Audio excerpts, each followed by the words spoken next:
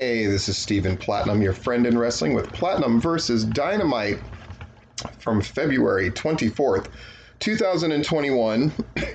You consider this, in a sense, kind of like a go home to the go home show. So it's a setup for March 3rd, where you have a bunch of big matches, including that Shaq and Jade against Red Velvet and Cody Rhodes match. And then next week, Sunday, you'll have the pay-per-view, which I will be at live, Revolution. So a lot of stuff got set up for both of those shows. Here's my overall take on this episode of Dynamite. They are operating out of strength. They basically gave nothing on this show, but it felt like a show of great significance where things were set up.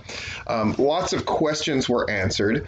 They seem very conscious of the fact that people are like, well, Sting's not going to do anything. And so they had Sting take a big bump, which people were then concerned about. It's like, yeah, but can Sting do anything? And so they have Sting and Darby Allin look like $1 million coming in the way that they came in. Just really a spectacular show.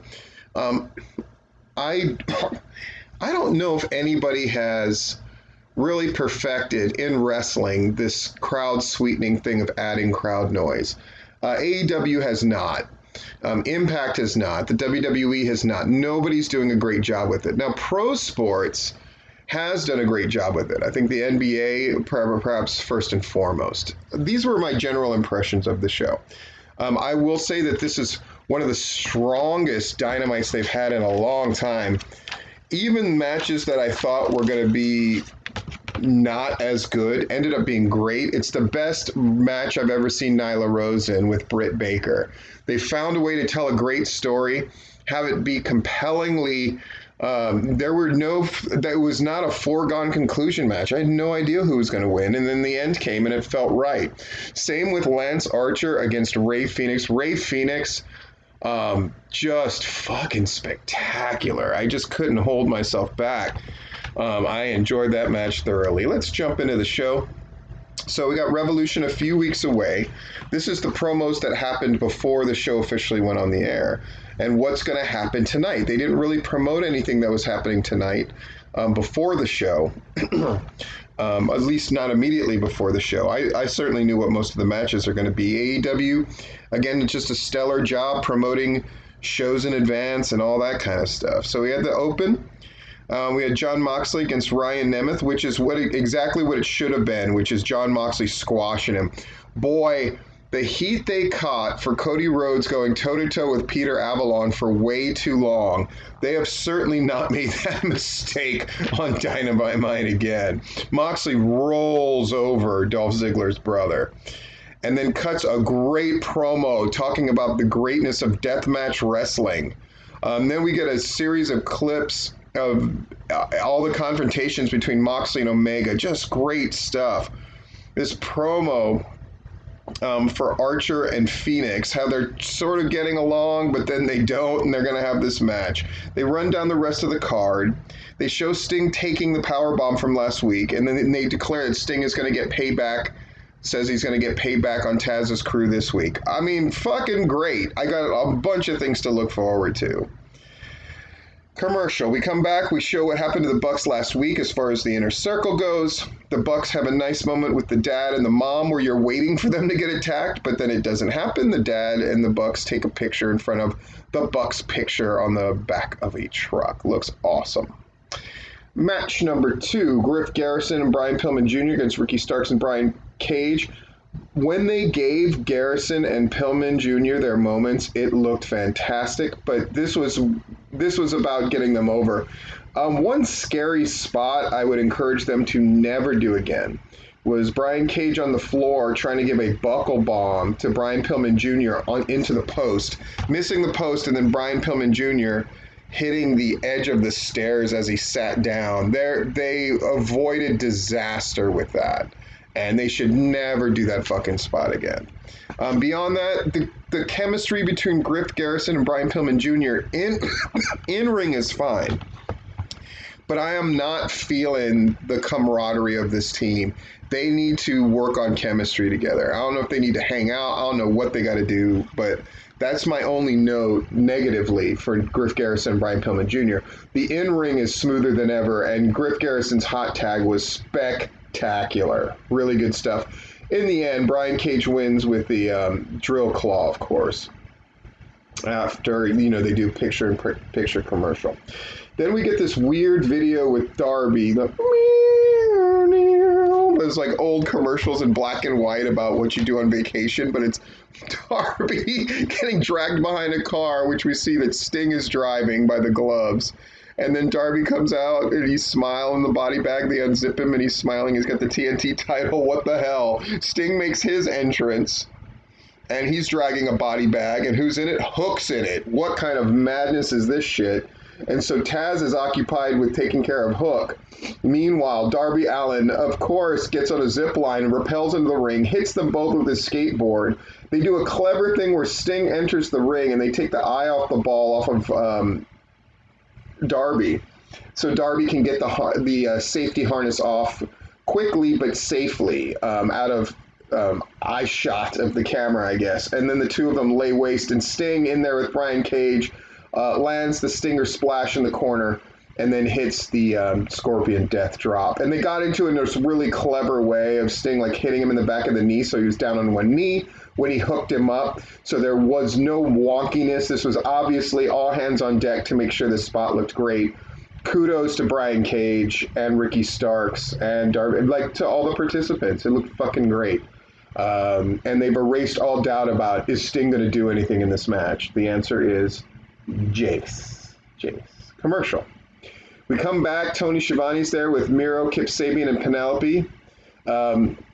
Miro keeps talking about what a good butler Charles was and how he could have his job back and blah, blah, blah, blah. Then they get a delivery from the best friends, basically, do you want to face us in a match at Revolution? Chick, yes, no, maybe, or whatever.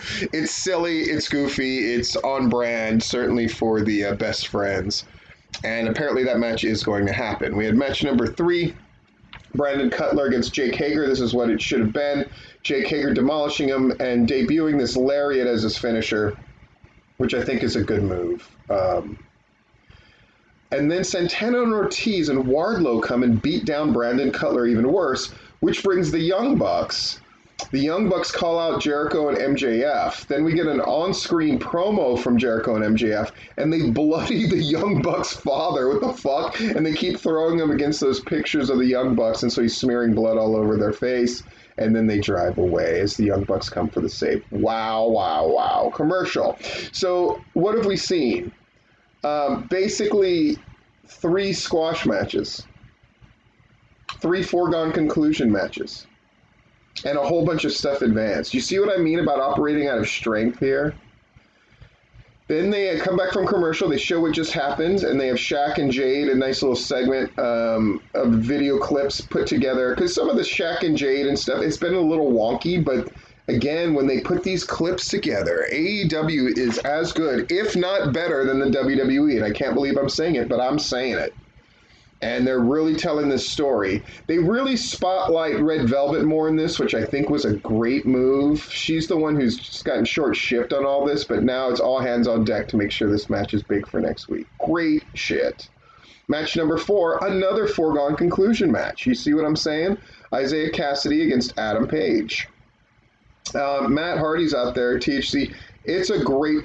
Adam Page looks fucking great, and that guy is a future star. I know I'm not telling anybody anything that's not already known, but the impact with which he hit, the urgency with which he wrestled because he's mad at Isaiah Cassidy because of what happened last week, it's great.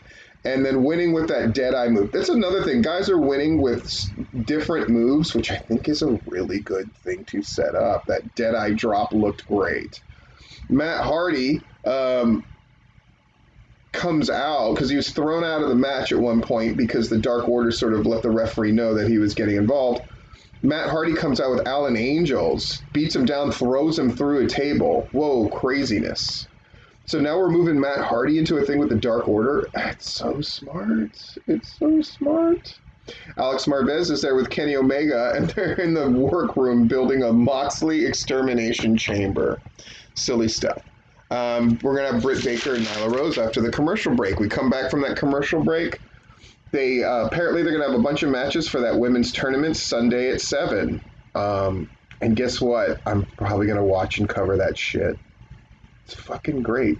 It'll be tricky because I'll be on the way to the No Peace show. I'll figure it out. Don't I always? I do. Nyla Rose against Britt Baker. Fucking, this is the match. I actually texted people, well, this is going to be the stinker of the bunch. The opposite. It was fucking great. The best Nyla Rose match I've seen. Britt Baker deserves a lot of credit for that. A really good story about Britt Baker avoiding damage and then going in, trying to go into her lockjaw in different ways, but Nyla Rose just powering out of it every time and fighting out of it every time. And then that Beast Bomb counter thing to the kick was really great, and we have our finish. Wow. And we're going to have FTR and Tully against the Jurassic Express next week, so we get a little promo segment of that. One of the better ones that FTR and Tully have done for sure. They promote next week, and they promote the pay-per-view, and their main events next. What can I say about Lance Archer and Rey Fenix? Lance Archer is reborn, gets the win here, which will upset a lot of people, but it's the right move. Rey Fenix, whatever they have him primed for in the future, I'm here for it. Just spectacular job, both guys, but Rey Fenix is a next level. The guy I'm having the most fun watching out of any company right now. At the end, Lance Archer manages to hit his finisher and get the win. And then we also are informed that March 15th is going to be the debut of the new AEW Dark show, which will be Monday nights, called Uprising, I believe. So I'll have something else to cover. Anyway, what can I say? Really fucking good show. Right now, AEW is operating from strength and doing the most with the least. And doing great, memorable segments. And setting up big shows after big shows. I cannot wait to be at that pay-per-view. I can't wait to see what they've got going. Hopefully AEW can keep up this streak of well-booked and well-run Dynamites. Anyway, this has been Stephen Platinum, your friend in wrestling.